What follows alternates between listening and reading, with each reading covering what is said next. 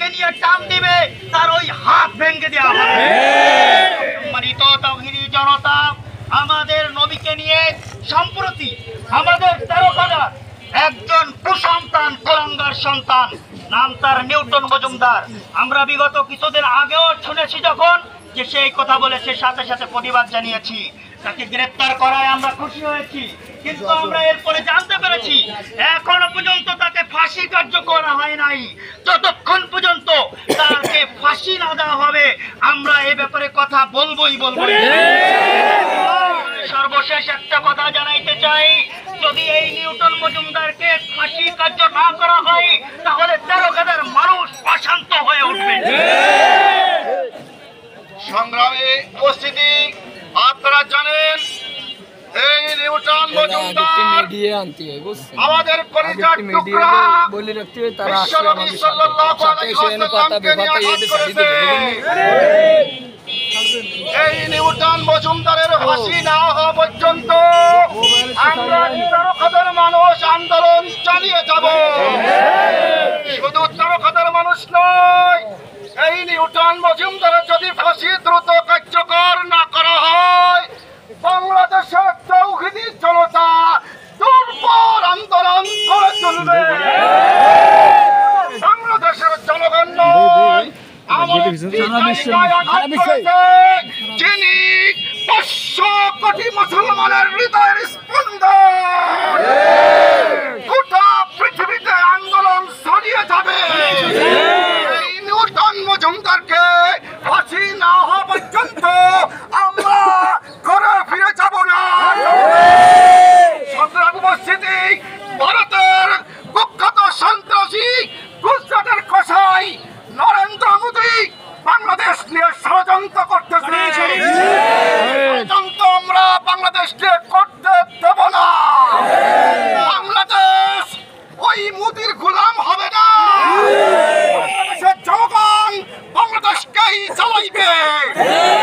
আমরা এই নিউটন মজুমদারের ফাঁসি অতি শীঘ্রই কার্যকর করার জন্য তেরোখানা উপজেলা ইসলামী আন্দোলনের পক্ষ থেকে উদারত আহ্বান জানাচ্ছি। সম্মানিত উপস্থিতি, এই পর্যায়ে বক্তব্য নিয়ে আসবেন ইসলামী আন্দোলন তেরোখানা উপজেলার সংগ্রামী আমির, আজ অবদোয়া পরিচালনা করবেন জনাব হযরত মাওলানা মুফতি ফয়জুল্লাহ।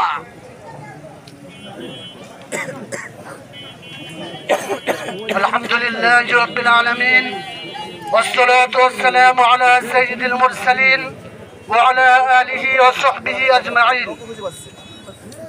সম্মানিত উপস্থিতি, আপনারা সবাই জানেন, আমি একটি ইতিহাস পানে ফিরে যেতে চাই।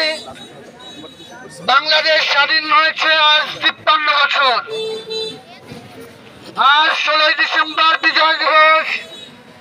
আজ বাংলাদেশের বয়স 53 বছর। বাংলাদেশ স্বাধীন হয়েছিল 3টি লক্ষ্যকে সামনে নিয়ে: সামাজিক মর্যাদা, সাম্য এবং ন্যায় বিচার। কিন্তু বাংলার মানুষ 3টির একটিও পায় নাই। যে সরকার ক্ষমতা এসেছে শুধু নিজের আখের গুছিয়েছে, সর্বশেষ তারা পালিয়েছে। সম্মানিত উপস্থিতি, বাংলাদেশে 92% মুসলমান বসবাস করে। কোন মুসলমান কোন হিন্দুর বিরুদ্ধে কটূক্তি করে নাই। কোন মুসলমান হিন্দু ধর্মের বিরুদ্ধে কটূক্তি করে নাই।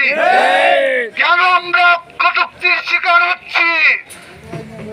সরকারের কাছে প্রশ্ন করতে চাই, কেন আমরা বারবার হিন্দুদের দ্বারা কটূক্তির শিকার হই? তারা কি আমাদের ভিতরে নিজেদের হৃদয়ে যুদ্ধ বাঁধিয়ে দিতে চায়? তাদের কাছে প্রশ্ন করতে চাই, তারা কি আমাদের নিজেদের ভিতরে যুদ্ধ বাঁধাতে চায়? তারা যুদ্ধ বাঁধিয়ে তাদের যে মহাদেব ভারতকে খুশি করতে চায়, ভারতের অধীন রাজ্য হিসাবে বাংলাদেশকে নাম লেখাতে চায়। তারা, সম্মানিত উপস্থিতি, তারা মনে করে বাংলাদেশ তাদের পেটের ভিতরে রয়েছে। আমি বলতে চাই, বাংলাদেশ